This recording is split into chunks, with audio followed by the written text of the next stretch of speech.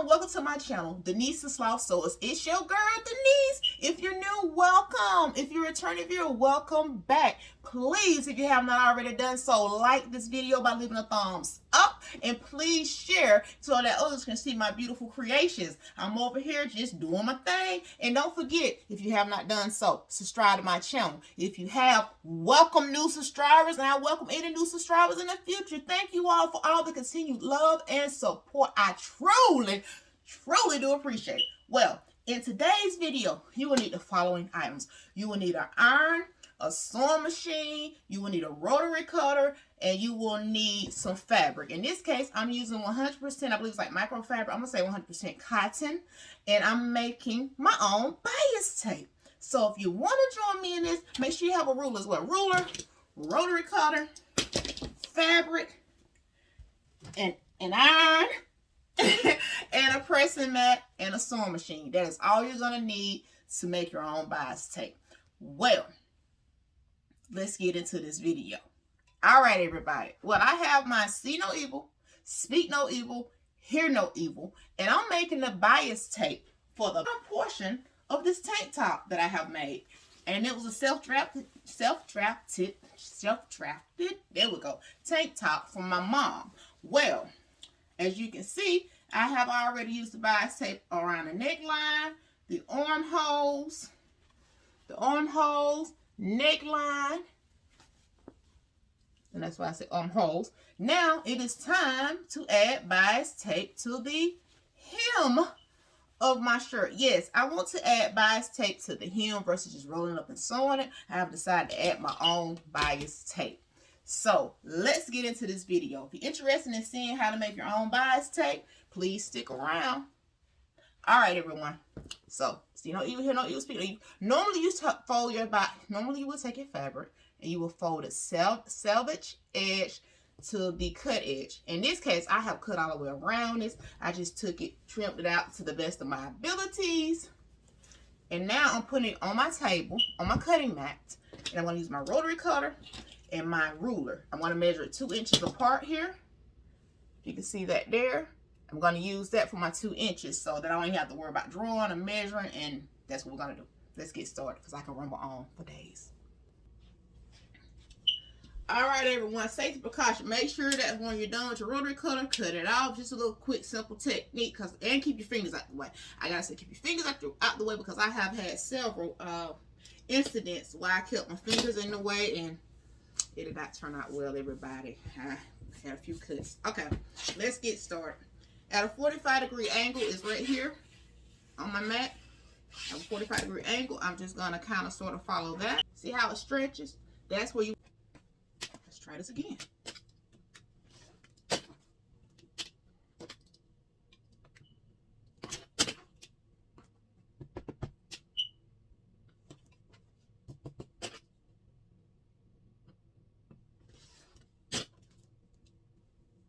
Got him. Finally got it right, everybody. So put it at a little angle. Move your strap fabric to the side so you don't get these mixed up. Slide on over. I'm sliding my paper. I'm using these little 2 marks on my cutting mat. All right. Cut as many strips as you think you will need to go around the bottom. I'm just going to keep cutting. Up 2-inch red there. Let's make it happen. A little pressure. I'll be investing in a new rotary cutter, everybody. Okay, so I have 2 pieces. Come on. All right. Boom. Start lining them up.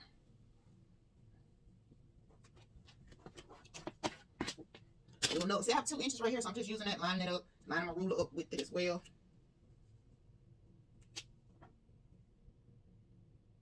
All right.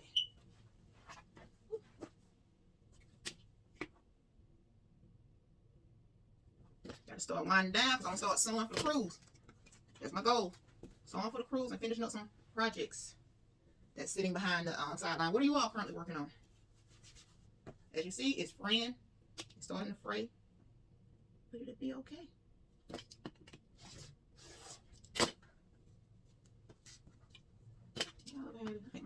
I need my investment in the roller coaster. She don't run her course. Even I changed that. This is a new blade, by the way, everybody, and she's still doing her thing. Slide over.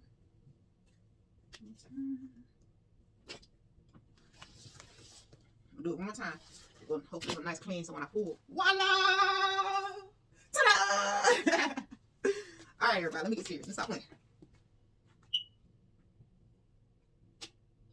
Line up another 2 inches so I can get ready to cut. Stop that singing because nobody want to hear that. Hear it one more time, because she's doing the most. She's doing the most. She's doing the most.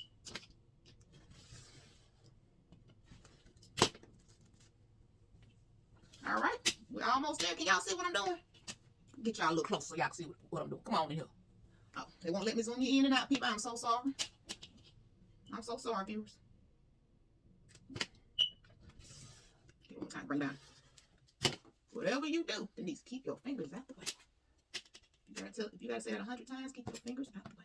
Keep your fingers out the way. All right, everybody. Ta-da! Let me do this excess. Now you should have something that looks like this. I'm gonna put all my little smaller ones together so I can build to a larger one for you. You know, one on one end, one on the other. Now, in order to make continuous bias tape, what we need to do is I need to make sure I have white thread in my sewing machine because that's what I like to use on here. And I need to go ahead and get ready to join in. So I'm gonna put all the smaller pieces together. That's just how I want to put it when I go with the little pieces.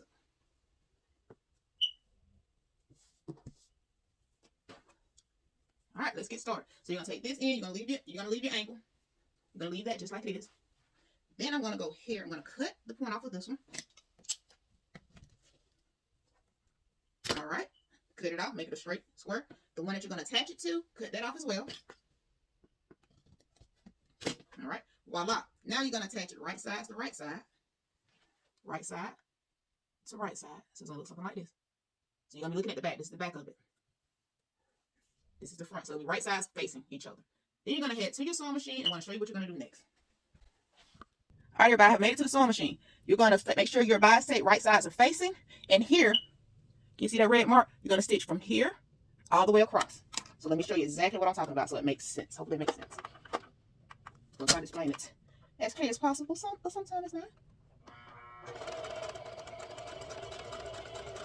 All right, take it, pull it, cut it. Trim a little piece off right here. So when you're done, you should have something that looks like this, continual bias. That's all you want, continual bias. So what I did, I made a little mark. So this is the right side of the fabric. This is the right side. Now I'm going to come back. I'm going to trim this little piece off. My fabric scissors, as close as I can, but do not cut. Do not cut into the stitches. I repeat, as close as possible, but do not cut into the stitches. And then when you're done, you'll have something like this. And so it's continuous. You continue this process until you have a long strip. So let's do one more together. All right. Once again, you must cut off the tip. You're going to make it a square. I cut it off, I have a square. Now the end that you're attaching it to as well, you want to make, you want to make this a square. Voila. So now we're going to take it right sides together. Once again, stitch from here to here. So we're going to line it up. I'm going to put it below the sewing machine. Please, before you stitch, make sure it is lined up correctly, because if not, it will not work out like you expect it to. All right, so we're going to put this here. Okay, so stitching from here. So you're stitching from here to here.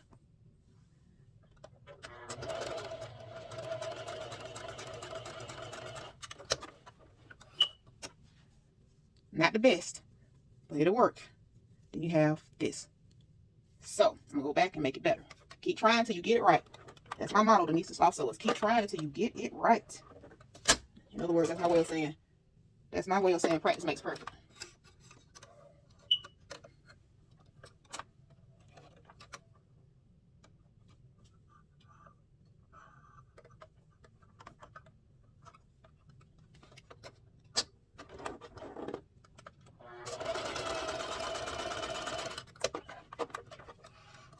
All right, we're good here. Trim your little threads.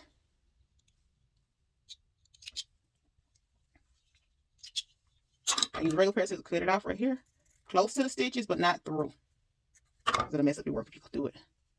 Voila! Continue the process. So far, so good. Keep going, and you will make it there. Stay tuned to see how I actually form into bias tape and attach it to my garment. All right, everyone, brief intermission. I'm going to show you something so that you do not have to continue to go back and forth. Use a pen. Pin that little corner. So when you get pin the corner. So once you get to the sewing machine, you just go at each corner, and you don't have to continue to come back and forth to your table. Just make sure when you get there, it's lined up correctly before you stitch it. All right. Stay tuned. The reveal. By the way, I make my own bias tape.